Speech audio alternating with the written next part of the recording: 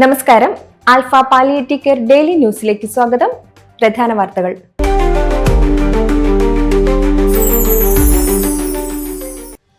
Alpha Thiruvalla സെന്ററിന്റെ നേതൃത്വത്തിൽ അംഗൻവാടി ടീച്ചർമാർക്കു വേണ്ടി പാലിയേറ്റീവ് കെയർ ബോധവൽക്കരണ ക്ലാസ് സംഘടിപ്പിച്ചു. തിരുവല്ല മുനിസിപ്പാലിറ്റിയിലെ 39 വാർഡുകളിൽ നിന്നുള്ള അംഗൻവാടി ടീച്ചർമാരാണ് പരിശീലന പരിപാടിയിൽ പങ്കെടുത്തത്. ICDS സൂപ്പർവൈസർ സന്ധ്യയുടെ അധ്യക്ഷതയിൽ നടന്ന പരിപാടിയിൽ Alpha community development officer Ebin Mathew Sam, നഴ്സുമാരായ പ്രിയങ്ക രാജേഷ്, ശ്രുതി, ഫിസിയോതെറാപ്പിസ്റ്റ് ജൂഡി, ടി രാജൻ, അഭിഷേക് എന്നിവർ ക്ലാസുകൾ നയിച്ചു. ആൽഫ പാലിയേറ്റീവ് കെയർ തിരുവല്ല സെന്ററിന്റെ നേതൃത്വത്തിൽ പാലിയേക്കര റെസിഡൻസ് അസോസിയേഷൻ അംഗങ്ങൾക്ക് വേണ്ടി പാലിയേറ്റീവ് കെയർ ബോധവൽക്കരണ ക്ലാസ് സംഘടിപ്പിച്ചു. Alpha compassionate Keralam vision 2030 state coordinator Amjith Kumar, community development officer Ebin Mathew Sam, joint secretary Vijay Mohan എന്നിവർ നേതൃത്വം നൽകി.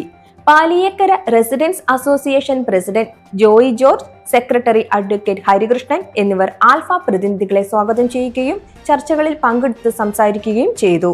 ആൽഫ സെന്ററിന്റെ പ്രവർത്തനങ്ങളിൽ സഹകരിക്കുമെന്ന് റെസിഡൻസ് അസോസിയേഷൻ ഉറപ്പു നൽകി. Thrissur Kodungallur government vocational higher secondary സ്കൂളിലെ ആരിഷ് ക്ലബ് അംഗങ്ങൾ കൊടുങ്ങല്ലൂർ ലിങ്ക് സെന്റർ സന്ദർശിച്ചു. കമ്മ്യൂണിറ്റി വെൽഫെയർ ഓഫീസർ മേഘ്ന Anilkumar, Kodungallur centre vice president Kareem Venatt, ആൽഫയിലെ മറ്റു സ്റ്റാഫ് അംഗങ്ങൾ എന്നിവർ വിദ്യാർത്ഥികൾക്ക് നേതൃത്വം നൽകി. 10 വർഷത്തിലധികമായി ആൽഫ ചാലക്കുടി സെന്ററിൽ സേവനമനുഷ്ഠിച്ചിരുന്ന സീനിയർ നഴ്സുമാരായ സിനി, ജിമോൾ എന്നിവർക്ക് ഇന്ന് യാത്രയയപ്പ് നൽകും.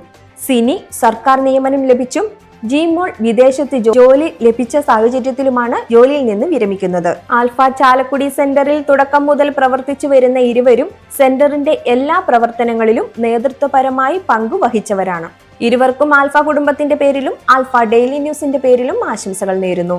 Thrissur Thalikkulam government vocational higher secondary സ്കൂളിലെ ആരിഷ് ക്ലബ് അംഗങ്ങൾ തളിക്കുളം ലിങ്ക് സെന്റർ സന്ദർശിച്ചു. ആൽഫയുടെ പ്രവർത്തനങ്ങളെക്കുറിച്ച് മനസ്സിലാക്കിയ ഇവർ ഹോം കെയറിൽ പങ്കെടുത്താണ് മടങ്ങിയത്. ഇതോടെ ഇന്നത്തെ വാർത്തകൾ അവസാനിക്കുന്നു. ജയ് ഹിന്ദ്.